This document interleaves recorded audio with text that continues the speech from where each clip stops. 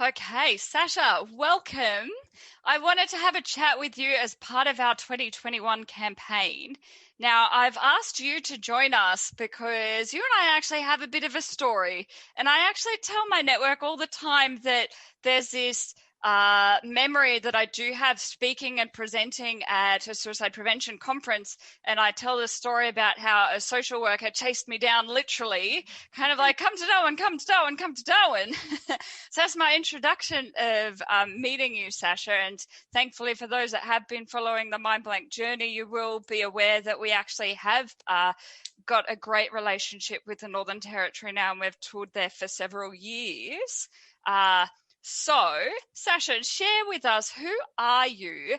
Introduce yourself to our network here.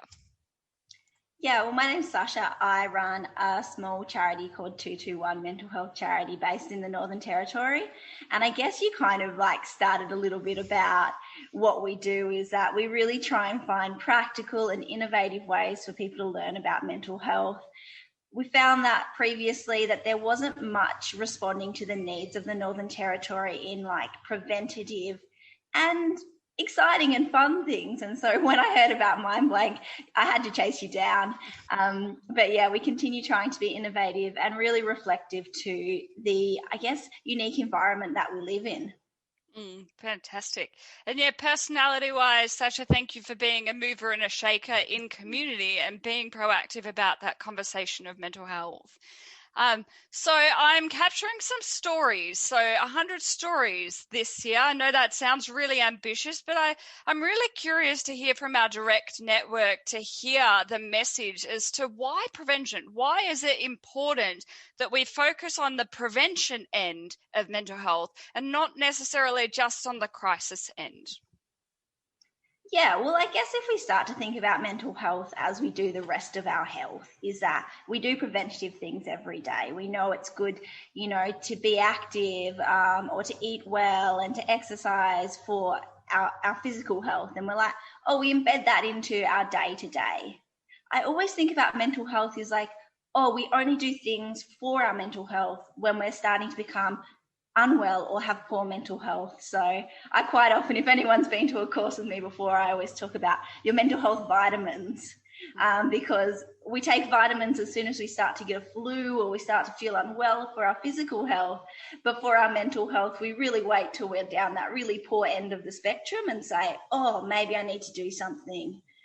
So as soon as you start to feel a little bit unwell, talking about your mental health vitamins and knowing what they are for you. So knowing, what do I need to do, or what does it feel like, or what is the build up like, actually sensations that happen in my body, what does that feel like?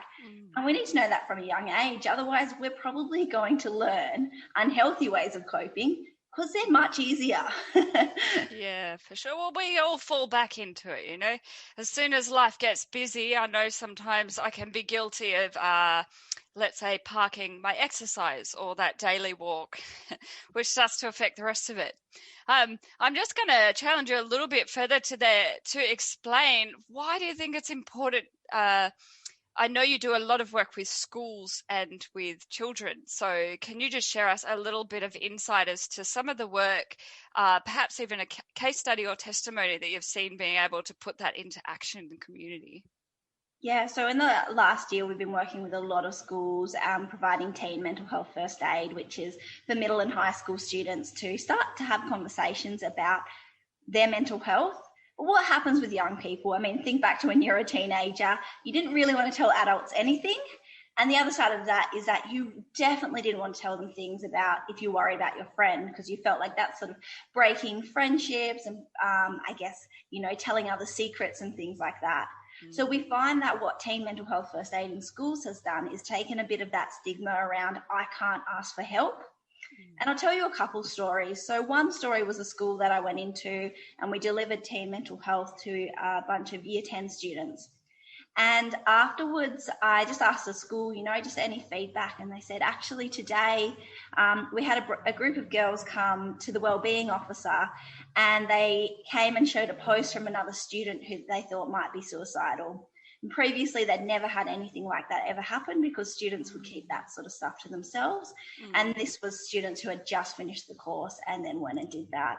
So Fantastic. one example of just starting to have those open lines of communication and ask for support from adults and know that's okay.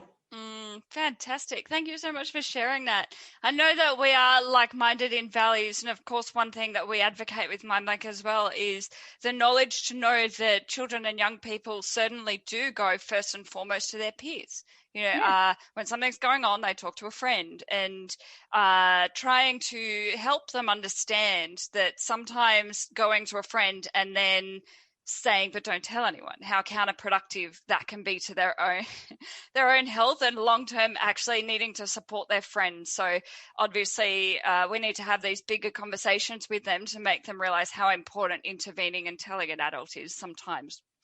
Yeah, I think the other side of that, working with young people, is that they don't really understand what professional help looks like, and quite often don't believe that a professional is going to be able to help them.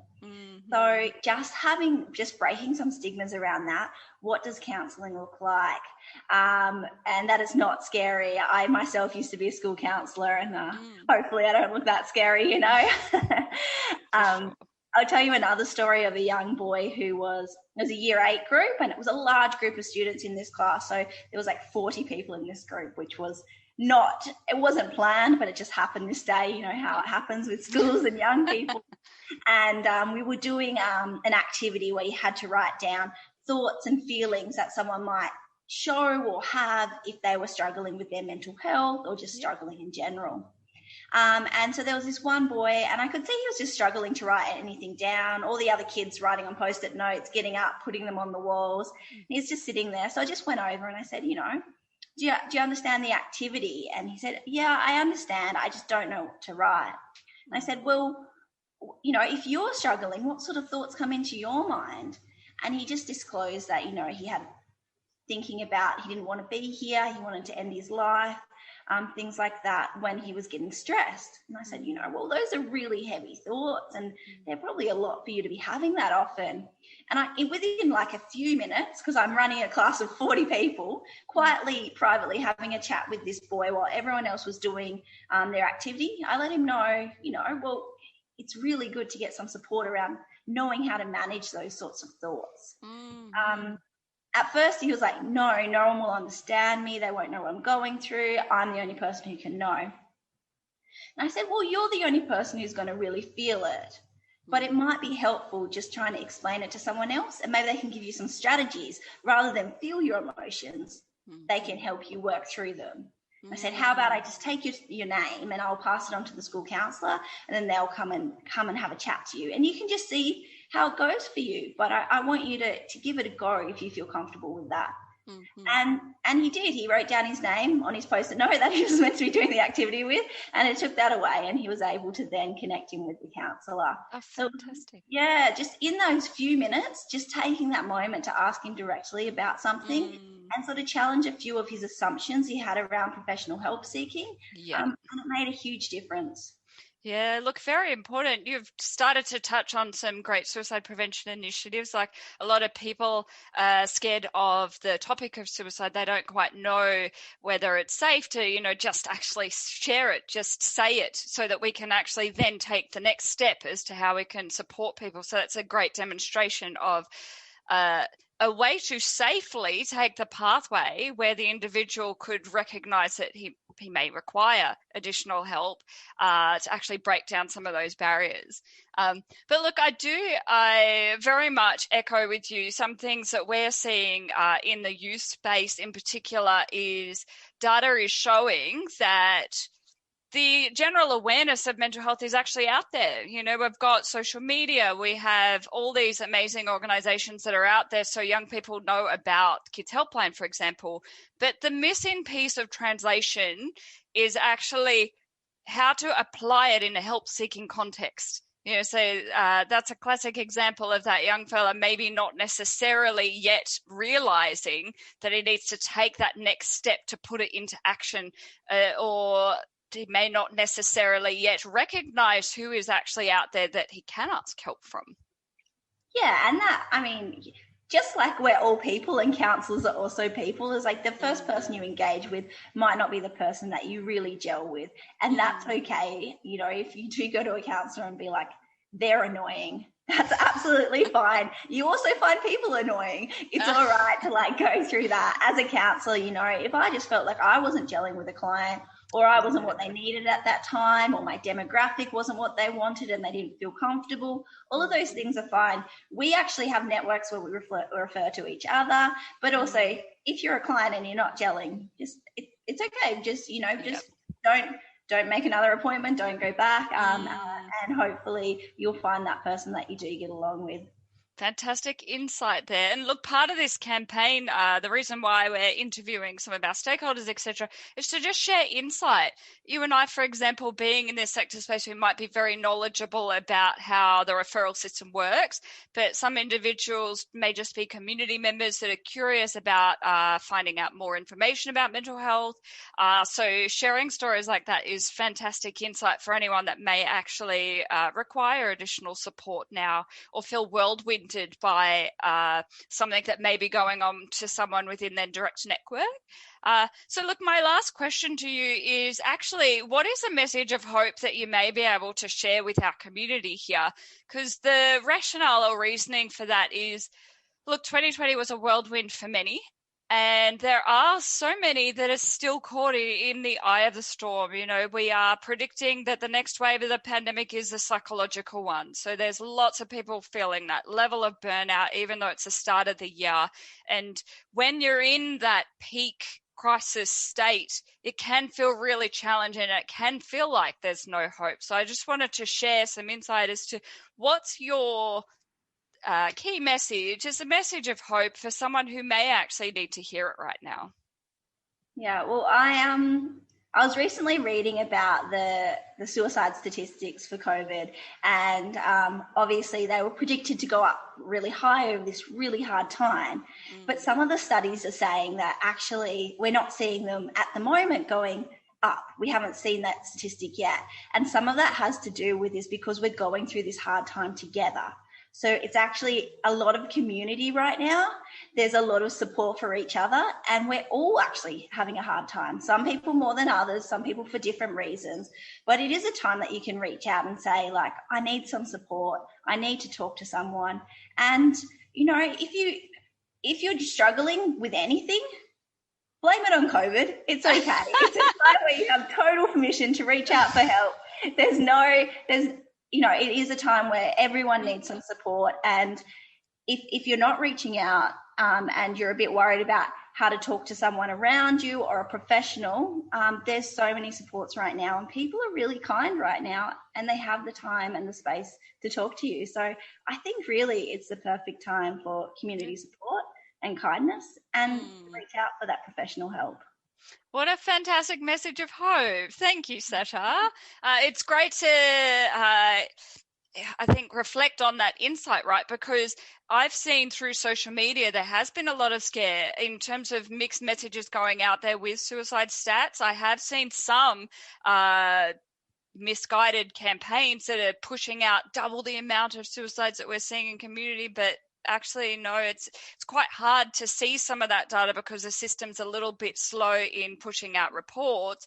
But what we are starting to see definitely in different states is it's not necessarily going up. Like there have been some levels of maintenance, but not necessarily worse effects. But there is some data to say that there are actually people reaching out to the services that are out there. And yes, there's some messages that are saying that some of the services are still quite maxed out, which is one of the very reasons why we're continuing to advocate prevention. And if we can be there to support each other in that community spirit and, don't be afraid to have some of these conversations if you're worried, etc., we can start to hopefully reverse some of that trend from happening.